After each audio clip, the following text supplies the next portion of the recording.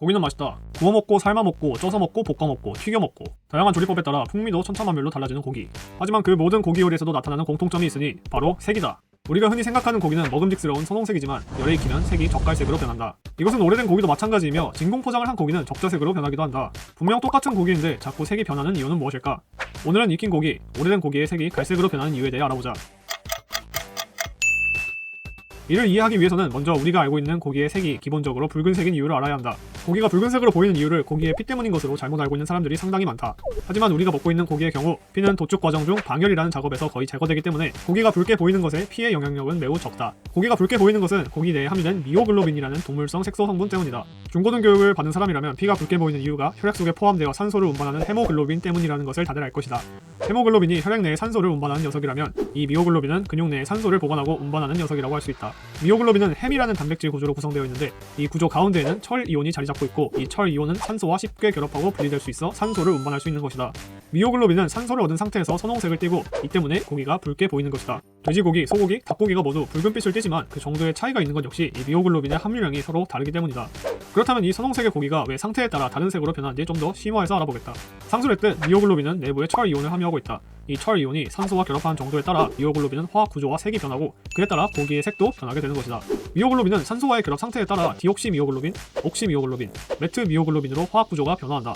디옥시미오글로빈은 산소가 없는 본래의 미오글로빈 자체의 모습으로 적자색을 띈다. 갓 도축한 고기나 진공 포장한 고기가 적자색을 띠는 이유다. 옥시미오글로빈은 산소를 얻은, 즉 산소화 상태의 미오글로빈으로 선홍색을 띈다. 아까 말했듯이 시중에 유통되는 대부분의 고기가 선홍색을 보이는 이유다. 메트미오글로빈은 산화 상태의 미오글로빈으로 젓갈색을 띈다. 냉장고에 오래 보관한 고기의 경우에는 공기에 장기간 노출되어 자연 산화가 일어나면서 익힌 고기의 경우에는 열에 의해 산화가 촉진되면서 메트미오글로빈이 형성되어 젓갈색을 띠게 된다. 정리해보자면 시간에 따라 고기의 색이 변하는 이유는 고기 안에 있는 미오글로빈이라는 성분 때문인데 이 미오글로빈이 공기에 노출되거나 열이 가해지면 화학적 결합의 변화가 일어나며 그 변화의 결과에 따라 색이 변한다. 이 정도가 되겠다. 그렇다면 오래 두어서 젓갈색으로 변한 고기를 먹어도 괜찮을까? 곰팡이가 피거나 부패하기 시작한 고기가 아니라면 먹어도 문제는 없다.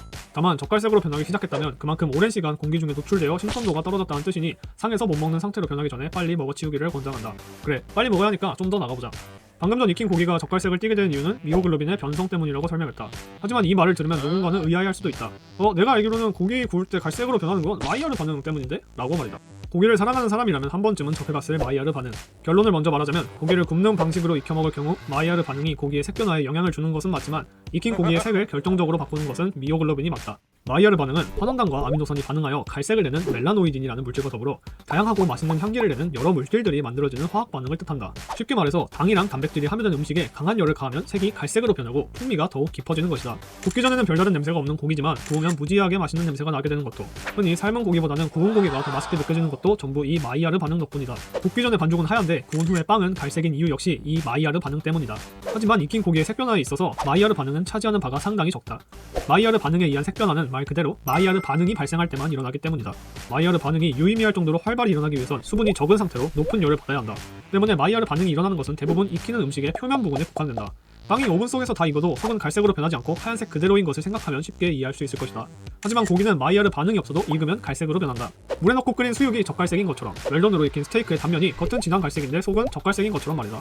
결론적으로 어느 정도 맞기는 하지만 고기를 익히면 갈색으로 변하는 이유는 마이야르 반응 때문이라고 하는 것은 핀트가 많이 어긋났다고 할 수 있겠다. 이쯤 되면 궁금한 것이 하나 생긴다. 고기를 익히면 속까지 예외 없이 갈색으로 변하는데 왜 공장에서 만들어진 햄이나 소시지 등의 가공육은 익혀도 붉은색의 모습 그대로일까? 여기선 자연의 섭리마저 기술로 거슬러버리는 현대과학의 힘을 느낄 수 있다. 바로 아질산 나트륨이라는 이름의 화학 물질을 발색제로 첨가했기 때문이다. 이제 그만 듣고 싶을 수도 있겠지만 한 번만 더 미오글로빈을 불러와 보자.